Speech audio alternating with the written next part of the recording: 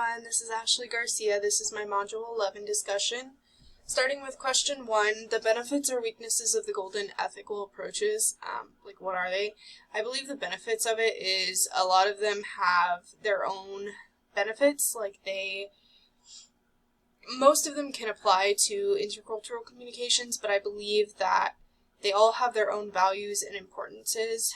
And the weaknesses is some of them can't apply to the culture. So an example of one that can't really apply to the culture is the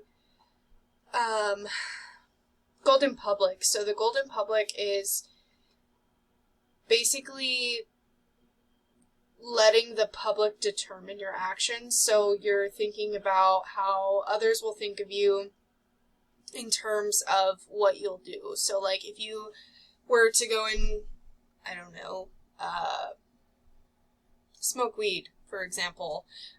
If you smoke weed in Colorado, it's completely, or even in Washington, it's completely seen as something that's ethical. You can do it. It's not illegal, basically, which kind of goes into golden law. But if you go somewhere southern like Texas and some of the other southern states, a lot of the public will think that you're doing drugs and that it's not appropriate. And so therefore, you have to know the culture and kind of be immersed in the culture in order for the Golden Public approach to matter.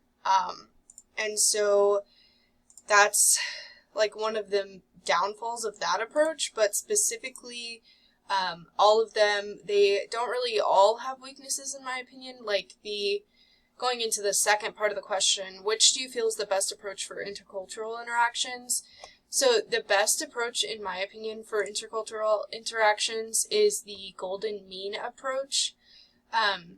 It's very important because, well, not important, but it's very intercultural friendly because you can kind of merge the two ideas of ethics or approaches to ethics that you have as individuals, and you can bring one idea and the other idea and kind of merge them together. So a good example of that is the example given in the book, the American teacher teaching the Moroccan student, where his dad had a higher position in society, and because of that he expected to be able to get his grade changed. And a way to kind of use the golden mean approach for this is you bring the idea of allowing him to remake the work, which gets the American teacher's ethics in check. And then when he redoes that work, his grade then goes up, which gets his goal met. And so because of this, I think it's a good way to kind of reach a common ground, even though you have differences, which is a lot, differences are extremely common in intercultural communications, and it's kind of a way to bring those cultures together and find a mean, I guess, for the lack of a better way to put it. So for question 2, in the text, it is argued that ethics both constrain and empower an individual's communication. I do agree with this, and examples in my own life that support both the constraining and empowering functions of ethics. So I would say that the constrain part, let me find the quote in the book that I was going to use, sorry.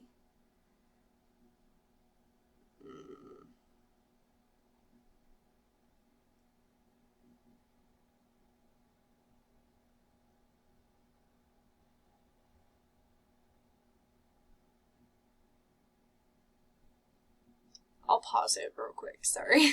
So, it says the ethical constraints on communication within a culture function as a form of quality control for the community. Within a culture function as a form of quality control for the community. And this is something that I wanted to use because there's a lot of, ethical constraints in religion, and because of that, it's something that has most definitely affected me in my life, and it would be a good way to kind of like support the constraining function of ethics, because when you have the constraint of being like a Christian, for example, there are certain things that you can't partake in public if you want to portray a very good idea of what Christianity is. And a good example of like an empowering function is basically when you have that sense of empowerment, a lot of people a lot of Christians tend to use the empowerment of their religion to make money off of the church, for example, and so therefore like a lot of people have a restraint from going to church. So I guess it kind of goes hand in hand. It's not necessarily empowerment or constraint, but and so a lot of people tend to go like against that, and so because of that there's that sense of empowerment, and like they're trying to maintain a positive identity, so they're saying they're using it for donations, but they're not. And that there's like some other stuff that goes into it, but basically, yeah, that's my answer for that one. And then, question 3. What should our attitude toward people who act and think differently? What should be our attitude toward people? Sorry, my brain is like all over the place tonight. My daughter was teething, and I am mentally exhausted. But anyway, what should be our attitude toward people who act and think differently from ourselves? Does it make any difference whether they are living in our cultural community or we are living in theirs? So I'm going to answer those 2 before I answer the rest, because there's a lot of questions.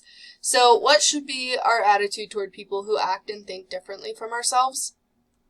I think our attitude should be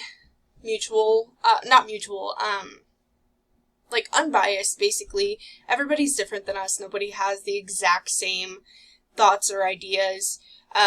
I don't think it makes any difference whether they're living in our cultural community or we're living in theirs, because in either case, one individual is different. And we're not going to have the same values, we're not going to have the same worldviews, we're not going to have the same ideas, thoughts, ethics, like everything. And so because of that, like I think we just need to have an unbiased opinion, and just kind of let them be who they are, but also like hold them accountable when we feel we are threatened or our values are threatened, but make sure that we're very open about that and like talk to them, inform them on what's going on in our hearts, in our minds, and like let them know this doesn't really go with my moral code or whatever you want to say, and this is why, and then kind of have a productive conversation about that. Don't just put them down because of the decisions they make. Should we try to blend in with their way of doing things, demand they conform to ours, or just do our own thing? I think I kind of answered that.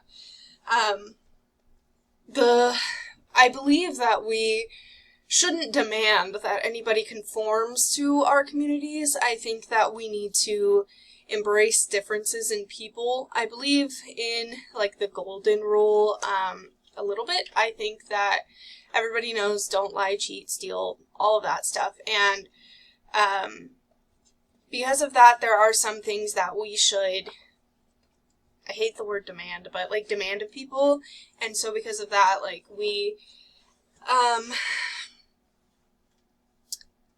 yeah, I think we should just do our own thing and not tolerate them doing theirs, but speak up when we think we should. The authors would probably say, like specifically from an ethical perspective, that I'm way more on the mean side of the approach to ethics. I tend to try to see both sides and kind of find a middle ground. A great example of that from the text, if I can find it without taking too much of your time. Let's see, Golden Mean. So there was one really good sentence.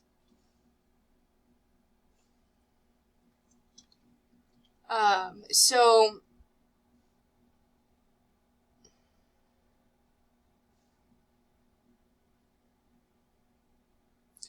I guess it's this one. I can't find the other one. But one of the most common examples of this ethic at work focuses on the opposing vices of cowardice and foolhardiness, with courage as the golden mean in between these extremes. And so because of this, if you come with an open mind, I believe you're already showing courage, and you're already showing that you're willing to find a middle ground and work together. And so to me, that shows courage in someone to be able to lay themselves down and speak up, but also hold a place in the conversation for the other people. Yeah, so this was my Module 3 discussion. I hope that I didn't bore you with all of my different ums and buts and all of that, but it has been a rough night. So thank you, and have a great day.